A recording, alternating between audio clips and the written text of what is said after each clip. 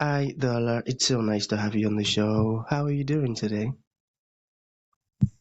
I'm doing great. Thank you so much for having me today. Beautiful. And thank you too for being here. And thank you so very much for your patience. We had that technical stuff and thank you for waiting. All right. Okay. I appreciate it. Yeah. I am quite excited to have you on the show, Darla, for some reasons. All right. Firstly, my interest in knowledge seeking, because I believe in order to transition from a chaotic situation to that of a beautiful one, it takes the application of knowledge, quality information. And you see, Dala, ever since I discovered that light in the Hebrew means knowledge and darkness means ignorance, I've been so keen to knowledge seeking because I do not want to remain in the dark. And that's going to make our conversation here today very, very important to me and even to the audience. Now, the second reason why I'm excited to have Dala on the show is for the sake of the listeners. I believe there are some things that you know that they need to, hear you say these stuffs directly from your mouth in order for them to get unstuck, experience transformation, get enlightened, and even get more educated. I firmly believe that. And lastly, that is me again.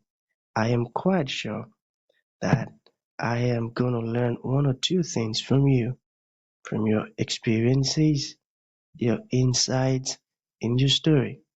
So, for that reason, Dara, let's get started with your introduction. Talk to us about your journey, how you got here. And afterwards, I've gotten some beautiful questions for you. Okay, Dara, over to you. Okay. Yes. So I grew up in Alexandria, Virginia, and I had quite an interesting childhood. Had a lot of dysfunction and an abusive father. Had a mom who also did not protect me. And so what happened is I had some false narratives in my head about my self-worth and what I deserved. I didn't know what a healthy relationship looked like. So I proceeded through my life to attract either emotionally unavailable men or a few narcissists as well.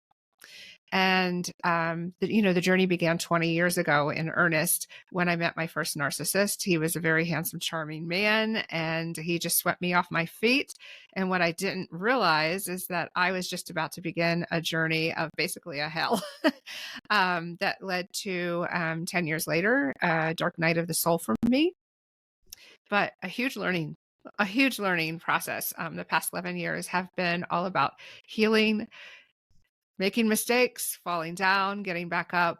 But I really did find that my spiritual belief 11 years ago played a huge part. There were many factors, but definitely that spiritual belief, being involved in a spiritual center, having a higher power. And when I almost took my life crying out to that higher power and saying, I don't know how to fix this, I can't continue to go on, but I need help. And so that's when everything just kind of showed up for me. Amazing. The fact that you surrendered to an higher power, I found that really interesting, inspiring, and encouraging. Many folks who might have gone through what you've been through, at times it might never even occur to them to surrender it all to an higher power. So folks like that getting to listen to you speak now, they would find your words encouraging, and it will want to push them to do the same since it worked for you. I got that. So shall we get started with the questions, Darla? Yeah, yeah, Okay. go ahead. So what led you to become a somatic trauma informed coach? Mhm. So I had seen a couple of therapists, and there's a lot of great therapists out there, but they just aren't what's considered trauma informed or understand how narcissistic abuse works. And narcissistic abuse is a form of brainwashing, like being in a cult. And so, unless they had lived experience, they would kind of they would not really be very helpful to me. They would victim blame, and I got really frustrated with not being able to find work, like help from myself. So it kind of started with me blogging.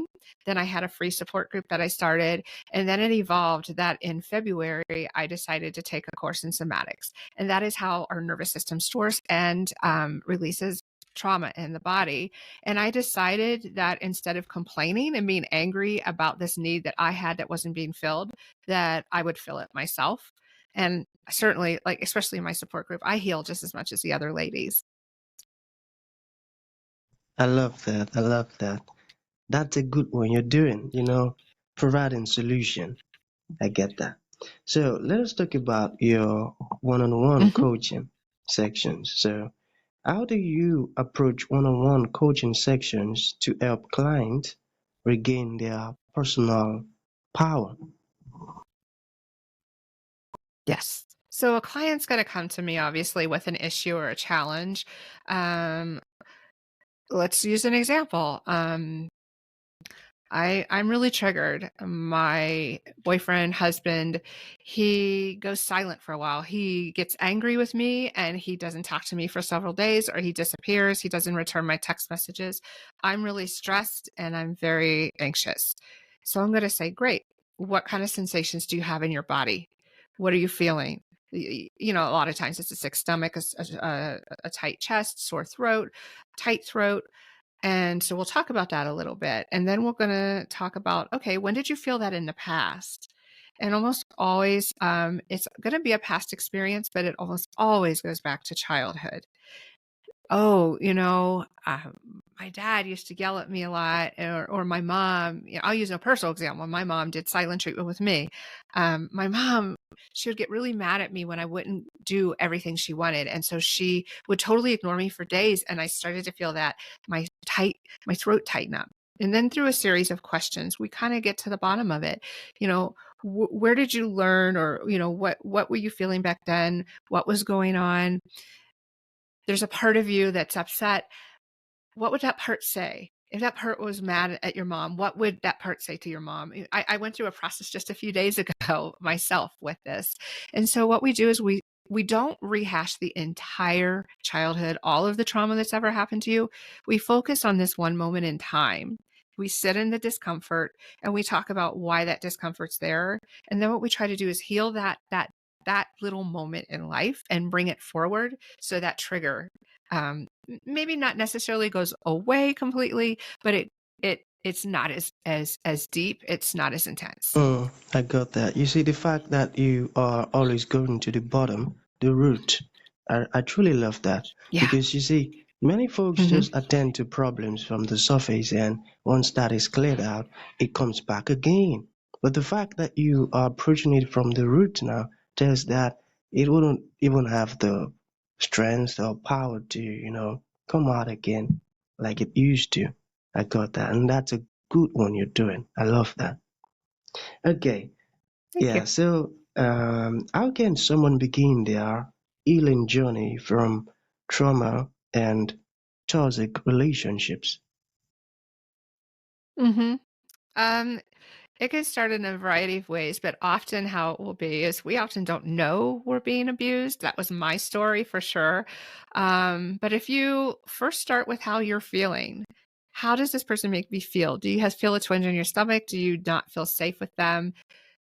Do you think there's something wrong, but you're not sure what? And then from there, kind of go with that. Go with your gut. Start doing things for yourself. Because I find when we start investing in ourselves, we get really clear about what we want and what we don't want in our lives. Um, Start doing little things for yourself, being really in tune with how your body is with this person. I would say, even if you've been told not to tell, because I was told not to tell what was happening in home. Go to a trusted source and tell someone, whether that's a friend or a family member. Maybe go to a local support group or someone who has some knowledge. Bounce it off of them. Even if you don't think you're being abused, but you have a suspicion, go to a support group and share your story or your experiences and see what they say. But through the whole thing, no matter how small or big your accomplishments are, always, always celebrate those, because I think that each little step towards healing it starts to accelerate for sure. I found that through the years that it started out just being able to get out of bed because I was so severely depressed, where now I'm doing some really deep internal childhood wound work. I got that. Beautiful. The part you mentioned that you should always celebrate or any little or big achievement. I got that. And that made me remember one folk Mm-hmm. like that who he went 24 hours without smoking. And he kept on rejoicing, shouting, and being so happy. He said, "Yes, I did it. Yes, I... Then folks were telling him, but it's just one day. You haven't gone 3 months." Then he said, "Oh, just leave me alone. The fact that I didn't touch it at all for 24 hours, I feel so good." So now I understand why that person was feeling that way. You have to celebrate your achievement, little or big. I got that. So let us talk about success stories. All right. Can you share a success story from your coaching practice that particularly resonate with you? Yeah. I see it the most in actually in group dynamics. So one-on-one, I love the one-on-one time. But I see it in my group dynamics too. But let me think of something specific. Um, So, without divulging confidential information about my group, I do have some ladies who are having some challenges. Maybe this is all new. It's a parent, maybe, and they've lived their whole life not understanding that their parent is dysfunctional. And when the light bulb goes off in their head, and I'm thinking of one person in particular, and I see her come back every week, and she's doing better and better. To me, that is so rewarding because what I went through wasn't easy. I would not want to go through it again, but I'm trying to take the blessing out of it and help others. And when I'm able to totally understand, even though I didn't have a narcissistic parent, help them to see the light, help them to have more peace. Well, and initially it's a process and it's not very peaceful. Setting boundaries is never easy, but seeing that look on her face, the aha moment, even in personal conversations, I've seen that just to me is success when I have helped someone just have a different perspective and act differently. Yeah, that's a big one, I tell you. Because, I am actually always drawn to internal transformation. I tell you. Transformation that occurs within the mind. Oh man, that's a great one. Mhm. The fact that she had a change in perspective, that's a big win. I tell you, I love that. Okay, Darla, so what advice would you give to someone who is currently in a relationship with a narcissist? Yeah, the first thing that I would say is that if you feel like something is wrong, but you're not sure what it is, go with your gut and talk to someone. Go see a trusted friend. Even just go to a support group and tell them about your feelings and experiences and see what they say to you. Because I certainly did not know I was in an abusive relationship.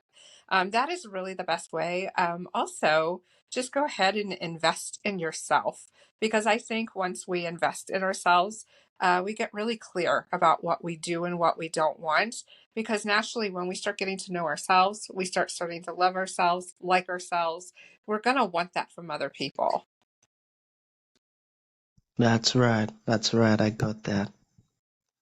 Okay, so we have just one more question to go. Alright, so for someone who wants to work out of past trauma, what are some important tools or techniques that you would recommend for such? So, techniques, I would, from personal experience, I would definitely recommend not doing the traditional cognitive behavioral therapy. It is good for others, but for myself, I found the somatics to actually be much more helpful because you're in tune with your body. And I am so now in tune with my own body. I can tell when a trigger is coming on, and I'm much more aware of it where I wasn't before. Go and talk to, or even a healer, get a workbook that goes into core childhood wounds, because I really believe that what happened to us in the past is being replayed out now. We have these wounds we never healed, and so we need to do that so we don't continue to basically poke those bears. That's right. I got that. So to bring this to an end, Darla, what would you like to leave the audience with? Like a final thought. And to those ones who would like to reach out to you, learn more about what you're doing. And you've said so many amazing stuffs and it resonated and they would love to learn more. How can that be possible? A little bit. So make sure Uh, I heard what she said. You want me to make sure that just tell the audience what I do yeah, a final thought. What you would like us to round up with, like a final message. And for those who would like to reach out sure. to you, how can that be possible? Okay, sure. Final thoughts is something else, in addition to being kind to yourself, getting to know yourself, love yourself. I think the biggest thing is also be okay with setbacks.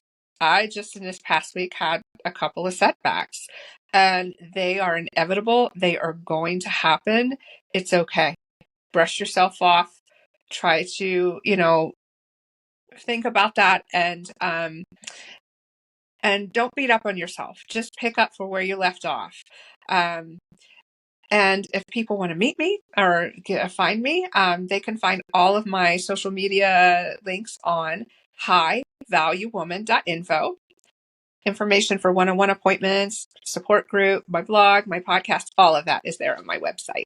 Beautiful. Be okay with setback. Pick up from where you left and get Yes. up. I got that. Amazing. I got that. So that's going to be the end of the show, Dola.